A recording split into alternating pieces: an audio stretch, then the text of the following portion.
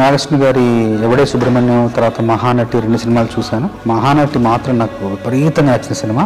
నాయి గారు కాల్ చేసి రమ్మన్నారు, వెళ్ళాను. వెళ్ళిన తర్వాత సందర్భం చెప్పడానికి ముందు నాకు కథా గమనాన్ని కాసేపు మాట్లాడి చెప్పిన తర్వాత వివరంగా చూపించారు, కొన్ని దృశ్యాలు చూపించారు.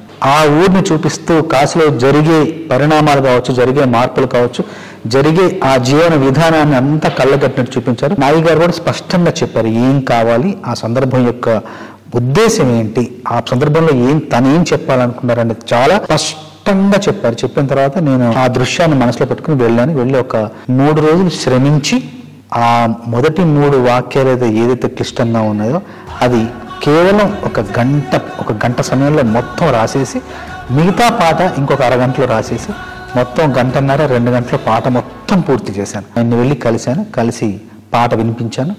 ఒక్క మాట కూడా ఆయన సవరణ లేకుండా, కరెక్షన్ లేకుండా పాట మొత్తం బిగిన చాలా బాగుందని చెప్పారు. పల్లవి రాసిన తర్వాత చరణాల్లో అవతార స్పృహ, అవతార స్పర్శ కొంచెంగా ఇస్తూ కలియుగానికి కలి యొక్క అవతారం ఎలా అయితే జనించిందో అక్కడికి వేగంగా రావాలనే ఉద్దేశంతో ముందు మాటలు మీనమై